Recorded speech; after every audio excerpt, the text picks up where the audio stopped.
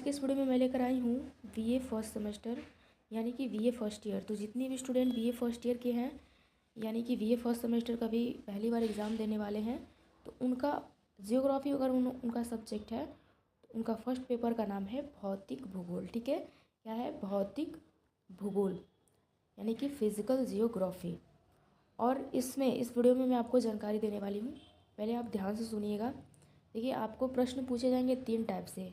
पहला अति लघु उत्तरीय प्रश्न, जिसको बोलते हैं वेरी शॉर्ट। उसके बाद लघु उत्तरीय प्रश्न आपको देखने को मिलेंगे, जिसको बोलते हैं शॉर्ट टाइप के क्वेश्चन। और लास्ट आपका रहेगा दीर्घ उत्तरीय प्रश्न, ठीक है, लॉन्ग टाइप के क्वेश्चन। ये 3 तरह के आपको क्वेश्चन देखने को मिलेंगे। और शब्द सीमा उसमें आपको क्वेश्चन पेपर में दिया रहेगा, जैसे आपको सामने दिख रहा है कि ये अति लघु उत्तरीय प्रश्न है, तो इसमें 50 शब्द तक आपको लिखना है। ठीक है, तो ये जैसे सिलेबस मैंने ऑलरेडी अपलोड कर दिया है। इकाई 1 आज हम इस वीडियो में देखेंगे और इसके क्वेश्चन 17 है। ठीक है, तो हम यूनिट वाइज आपको कराएंगे और पूरा ये आपको कहीं भटकने की ज़रूरत नहीं है। आपको सारा जो वीडियो है भौतिक भूगोल का वो मेरे चैनल पे आपको मिल जाएगा। ठीक है, तो आप प्लेलिस्ट में वहाँ से आप जाके पूरा देख लीजिएगा। और इसमें 17 क्वेश्चन है। ठीक है, 1 यूनिट में 17 क्वेश्चन है। उसके बाद लगभग मतलब अति लघु क्वेश्चन में लगभग 150 तक आपका क्वेश्चन कराने वाली हूँ।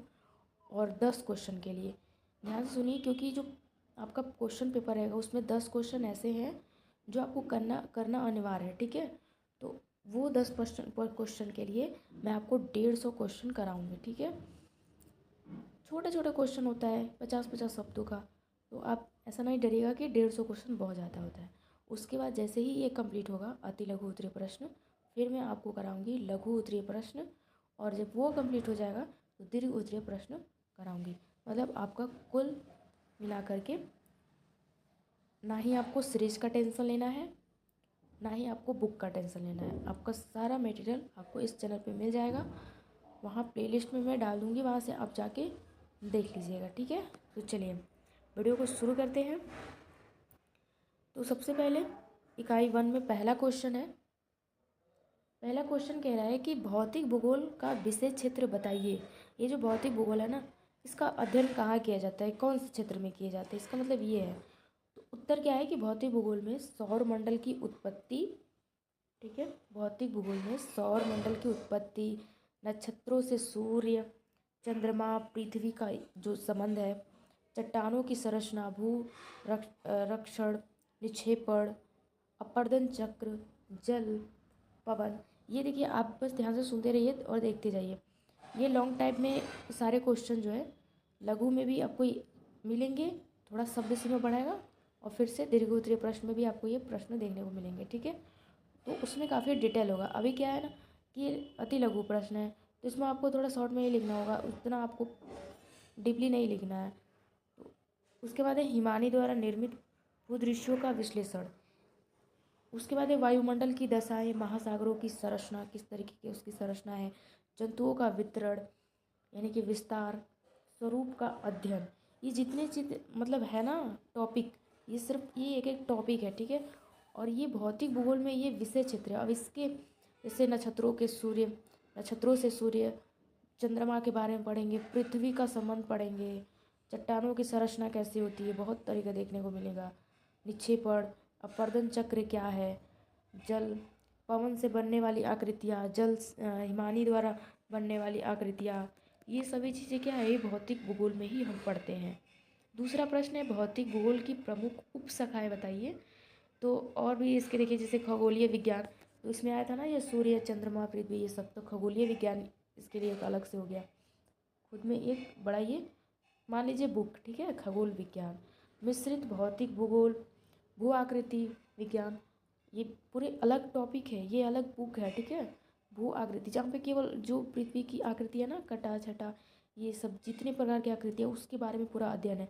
जलवायु विज्ञान, यहाँ समुद्र सागर से लेकर के उसके अंदर तक जितने अध्ययन है, तो यहाँ जलवायु विज्ञान, जल विज्ञान, समुद्र विज्ञान, हिमनद विज्ञान, मृदा मतलब मिट्टी, जहाँ बहुत तरीके की मिट्टी पाई जाती है ना, तो वहाँ ये जैव भूगोल, स्वास्थ्य भूगोल, भौतिक विज्ञान की प्रमुख उपशाखा है। मतलब ये भौतिक विज्ञान के मतलब ये भौतिक भूगोल जो है ना, इसके और भी पार्ट हैं जिसको पढ़ना है आपको। उसके बाद है तीसरा, भौतिक भूगोल का अर्थ बताइए।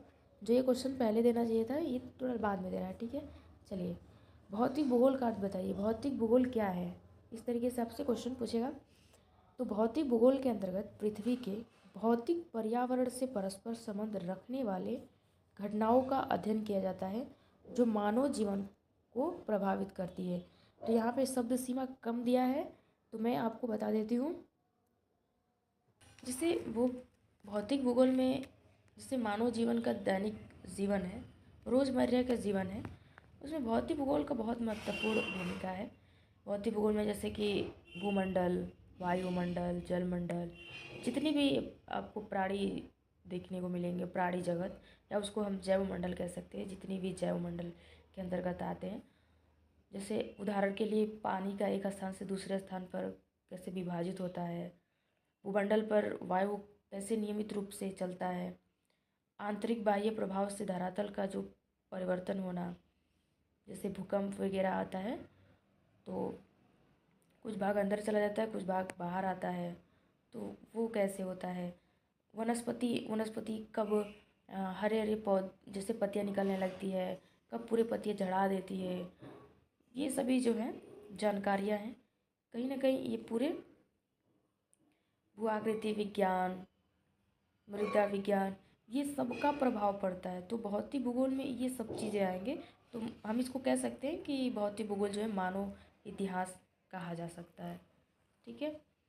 उसके बाद हम बात करते हैं भौतिक भूगोल का परिभाषा, ठीक। भौतिक भूगोल का परिभाषा, तो आर्थर भौतिक भूगोल का परिभाषा आर्थर होल्मस के अनुसार ये कहते हैं कि भौतिक पर्यावरण का अध्ययन ही भौतिक भूगोल है, ठीक है। मतलब जितने भी पर्यावरण में जो भी चीज़ें आप देख रहे हैं सब भौतिक भूगोल के अंतर्गत आएगा, जो कि ग्लोब के धरातलीय ऊंचाई, जैसे भूआकृति विज्ञान, सागर, भूआकृति विज्ञान में जैसे आप भूकंप, ज्वालामुखी, भूस्खलन, हिमकरण, ये सब चीज़ें आपको देखने को मिलेंगे। और महासागरों, समुद्र विज्ञान, वायु जलवायु विज्ञान के विवरणों का अध्ययन करता है। वही NAN स्ट्रॉलर कहते हैं कि भौतिक भूगोल सामान्य रूप से कई भूविज्ञानों का अध्ययन समन्वय है जो मनुष्य के पर्यावरण पर सामान्य प्रकाश डालता है। स्वयं में विज्ञान की स्पष्ट शाखा होकर भौतिक भूगोल भूविज्ञान के आधारभूत सिद्धांतों का जिनका चयन भूतल पर स्थानिक रूप से परिवर्तनशील पर्यावरण प्रभाव की व्याख्या के लिए किया जाता है, यह समन्वय है। तो मतलब अगर आपको प्रतियोगी उत्तरी प्रश्न में भौतिक भूगोल की परिभाषा में लिखने को आए तो मैं आपको और भी अच्छे आसान तरीके वाला जो बताऊंगी, जो आसान है, ताकि आप उसको पढ़ सको। मुझे पता है अभी आपको थोड़ा सा डिफिकल्ट लग रहा होगा, ठीक है, लेकिन ये पहले वाला ठीक है, आर्थर होल्मस का, ठीक है। तो मैं इसको आगे आपको कराऊंगी। क्वेश्चन नंबर 5वां है कि भौतिक भूगोल की प्रकृति स्पष्ट कीजिए। भौतिक भूगोल की प्रकृति 1, इसमें कह रहा है कि इसमें पर्यावरणीय तत्वों के प्रारूप, प्रतिरूप, स्थानिक संबंधों के प्रादेशिक परिवेश का अध्ययन किया जाता है। मतलब कि अगर आप जिस भी एरिया में रहते हैं तो वहाँ के कैसे पर्यावरण है, पर्यावरण हर जगह एक जैसा नहीं पाया जाता है, अलग अलग होता है, अलग अलग स्थानों पे। तो हम उस पर्यावरण के नाम से जानते हैं। अच्छा, राजस्थान में वहाँ का पर्यावरण कैसा है, गुजरात में कैसा है, उत्तर प्रदेश में कैसा है, कहीं ना कहीं अलग अलग देखने को मिलता है, ठीक है। तो वही कह रहा है कि स्थानिक संबंधों के प्रादेशिक परिवेश का ये अध्ययन किया जाता है। दूसरा ये कि इसमें भौतिक भूदृश्यों का बहुत सूक्ष्म तरीके से विश्लेषित किया जाता है। मतलब जो भूदृश्य, भू आकृति जो देखने को मिलता है ना, भूमि पे दृश्य देखने को मिलता है, उसको बहुत बारीकी तरीके से विश्लेषित किया जाता है कि ये कब का होगा, कितने हजार वर्ष पहले का होगा, कौन नवीन है, इस तरीके से। तीसरा है कि मानव भौतिक पर्यावरण के मध्य संबंधों का संश्लेषित अध्ययन करता है। मानव पूरी तरह से पर्यावरण पर निर्भर है और कहीं ना कहीं पर्यावरण को हानिकारक कौन पहुंचाता है, मानव ही पहुंचाता है। पर्यावरण का भी प्रभाव मानव पर है, किस प्रकार पड़ता है, वो उसका अध्ययन इसमें किया जाता है। उसके बाद कह रहा है कि इसकी प्रकृति के अंतर्गत समुद्र विज्ञान, जैव विज्ञान, मृदा विज्ञान के घटकों की व्याख्या की जाती है। क्वेश्चन नंबर 6 कह रहा है कि भूगोल की प्रकृति भूगोल की प्रकृति निम्न है, जैसे कि भूगोल भूतल का नियम है। दूसरा, भूगोल अंतर संबंधों का अध्ययन है। तीसरा, भूगोल एक अंतर विषयी विज्ञान है। चौथा है, भूगोल को एक अनुपयुक्त विज्ञान है। क्वेश्चन नंबर 7 है कि भूआकृति विज्ञान क्या है। देखिए, भूआकृति विज्ञान अंतर्गत ग्लोब के स्थल मंडल, जो उचावच है, जो पर्वत, पठार, मरुस्थल, नदी, महासागर, सागर, ये सभी उनके निर्माणक प्रक्रमों, मतलब जब वो पर्वत निर्माण हुए, नदी जैसे बने, तो उनके कौन कौन से कैसे धीरे धीरे बनते गए प्रक्रम, उनके एवं मानव के जो अंतर संबंधों का अध्ययन है, ये सभी भूआकृति विज्ञान के अंतर्गत आता है। क्वेश्चन नंबर 8 है कि ब्रह्मांड की उत्पत्ति कब हुई। तो ब्रह्मांड की उत्पत्ति लगभग 15 अरब वर्ष पहले हुई थी, जब ब्रह्मांड 100 बिलियन वर्ष पुराना हुआ। तो तारों का उद्गम शुरू हुआ, जिसमें केवल हाइड्रोजन गैस की स्थिति थी। लगभग इसी प्रक्रिया में लगभग 4 अरब 49 करोड़ वर्ष पूर्व सूर्य की उत्पत्ति की प्रक्रिया शुरू हुई थी। क्वेश्चन नंबर 9 है कि आकाशगंगा और निहारिका। ये आकाशगंगा और निहारिका क्या है। आकाशगंगा के निर्माण की शुरुआत हाइड्रोजन गैस से बने विशाल बादलों की संरचना, बादलों के संचलन से होती है। इसे निहारिका कहते हैं। गुरुत्वाकर्षण बल के अधीन बंधे तारों, धूलकण एवं गैसों के तंत्र को ही आकाशगंगा की संज्ञा दी जाती है। देखिए, आप घबराइएगा नहीं, आपको ये अभी विस्तृत तरीके से आपको पढ़ने को मिलेंगे, ठीक है, जिसमें अच्छे से आपको समझ में आएगा। क्वेश्चन नंबर 10 है मानदंडनी। ठीक है, आप अभी इधर सुने रहेंगे, थोड़ा थोड़ा आपको आइडिया रहेगा। अभी लॉन्ग टाइप के जो क्वेश्चन आप पढ़ेंगे तो आपको पूरे क्लियर हो जाएंगे कि अच्छा। मंदाकिनी, मिल्की वे, ठीक है, हमारा सौरमंडल जिस आकाशगंगा में स्थित है, याद रखिएगा, हमारा जो सौरमंडल है ना, ये जिस आकाशगंगा में स्थित है उसे ही हम क्या कहते हैं, मंदाकिनी, मिल्की वे। यह कैसा होता है, इसका आकार सर्पिलाकार है और कई आकाशगंगाओं के बृहद समूह का सदस्य है, जिसे स्थानीय समूह कहते हैं। मंदाकिनी के सर्वाधिक पास स्थित आकाशगंगा एंड्रोमेडा है, जो सौरमंडल से लगभग 22 लाख प्रकाश वर्ष दूर है। और ये जो गैलीलियो ने सबसे पहले मंदाकिनी को देखा था, गैलीलियो वैज्ञानिक हैं जिन्होंने सबसे पहले मंदाकिनी को देखा। उसके बाद क्वेश्चन नंबर 11 है कि सौरमंडल से क्या आशय है। जो हमारा सौरमंडल है, आप उसे क्या समझते हैं। तो सौरमंडल में आपका सूर्य के अतिरिक्त उसके 8 ग्रह है। सौरमंडल का आकार कैसा है, तस्तिनुमा है, जिसके मध्य में सूर्य स्थित है। और किस तरीके से, इस तरीके से, और सूर्य यहाँ पे है, ठीक है, जिसके मध्य में सूर्य स्थित है। संपूर्ण और मंडल का व्यास की बात करें तो 733 करोड़ मील है। आकार तथा संरचना की दृष्टि से सौरमंडल के ग्रहों को 2 भागों में, यानी आंतरिक ग्रह और बाह्य ग्रह में बांटा गया है। क्वेश्चन नंबर 12 है कि सूर्य से आप क्या समझते हैं। तो सबसे पहले तो सूर्य एक तारा है जो सौरमंडल के केंद्र में स्थित है, जिसके चारों तरफ पृथ्वी और सौरमंडल के अन्य अवयव घूमते हैं। सूर्य हमारे सौरमंडल का सबसे बड़ा पिंड है और इसका व्यास लगभग 13,90,000 किलोमीटर है, जो पृथ्वी से 109 गुना बड़ा है। सोच भी नहीं सकते, मतलब सोच ही नहीं सकते, 109 गुना बड़ा। ऊर्जा का यह शक्तिशाली भंडार मुख्य रूप से हाइड्रोजन और हीलियम गैसों का विशाल गोला है। सूर्य की सतह का निर्माण की बात करें तो हाइड्रोजन, हीलियम, लोहा, nickel, oxygen, silicon, sulphur, magnesium, carbon, neon, calcium, chromium, ये सभी तत्वों से ये बना है। क्वेश्चन नंबर 13 की बात करें तो पृथ्वी की गति बताइए। देखिए, पृथ्वी तो 2 तरह की गतियाँ करती है, एक दैनिक गति और एक वार्षिक गति, यानी आप एक परिक्रमण और परिभ्रमण कह सकते हैं।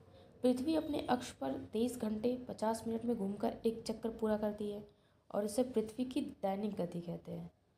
वही पृथ्वी सूर्य की एक परिक्रमा 365 दिन 5 घंटे 48 मिनट में पूरा करती है।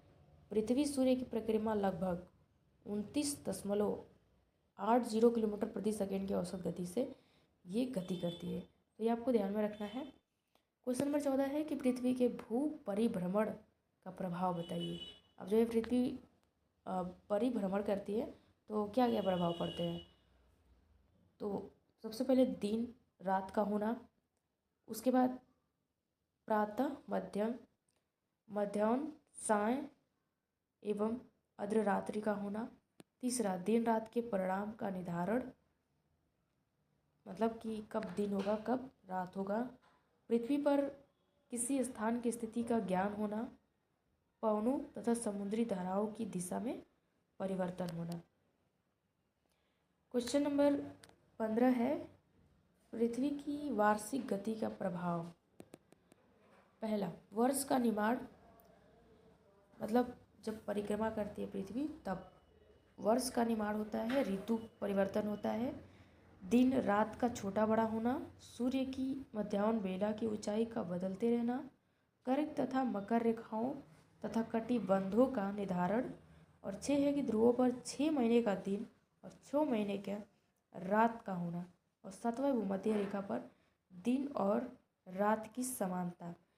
परिक्रमा अब जैसे समझ रहे हैं ना, जैसे कि गांव में आपने देखा होगा एक पीपल का पेड़ है ये, ठीक, इसको लोग क्या कहते हैं, इसका परिक्रमा करते हैं, मतलब इसका चक्कर लगाते हैं। ये हो गया सूर्य और ये पृथ्वी क्या करती है, चक्कर लगाती है। तो ये हो गया परिक्रमा। परिभ्रमण मतलब कि एक अक्ष है अपना और इसी अक्ष पे घूमते रहना है, ठीक है, वो होता है परिभ्रमण। 16 नंबर क्वेश्चन है सियाल। सियाल क्या है। तो सियाल जो है परतदार शैलों के नीचे सियाल की एक परत पाई जाती है जिसकी संरचना ग्रेनाइट चट्टान से हुई है।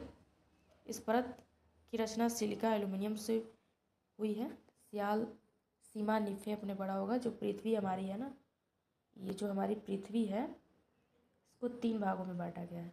ऊपर वाला जो ये सियाल बोला गया है, उसके बाद सीमा, और जो बीच वाला भाग है ये निफे, तो इसको सियाल कहते हैं। और इस परत का औसत 2.9 है और इसकी औसत गहराई 50 से 300 किलोमीटर है। और इसमें तेजाबी पदार्थों की अधिकता होती है और पोटेशियम, सोडियम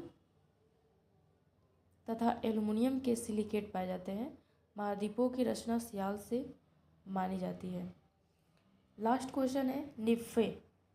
ये सियाल, सीमा, निफ़े, पृथ्वी को 3 भागों में बांटा गया है, सियाल, सीमा, निफ़े। तुमने सियाल को जाना। अब निफ़े जो नीचे वाला जो कोर वाला भाग होता है ना पृथ्वी का, ये हमारा पृथ्वी ऐसे, ये वाला जो नीचे वाला जो कोर है ना, इसी को कहते हैं निफ़े। निकेल और फेरस, नी से निकेल और एफ से फेरस। सीमा की परत के नीचे पृथ्वी की तीसरी और अंतिम परत है और इसमें निफ़े कहते हैं क्योंकि इसकी रचना निकेल और फेरियम से मिलकर हुई है। और इस परत का व्यास की बात करें 4300 मील 68-80 किलोमीटर के लगभग है। तो ये टोटल 17 क्वेश्चन हुए इकाई 1 की। उसके बाद हम नेक्स्ट वीडियो में इकाई 2 कराएंगे और टोटल आपको 10 यूनिट तक आपको क्वेश्चन करने को मिलेंगे।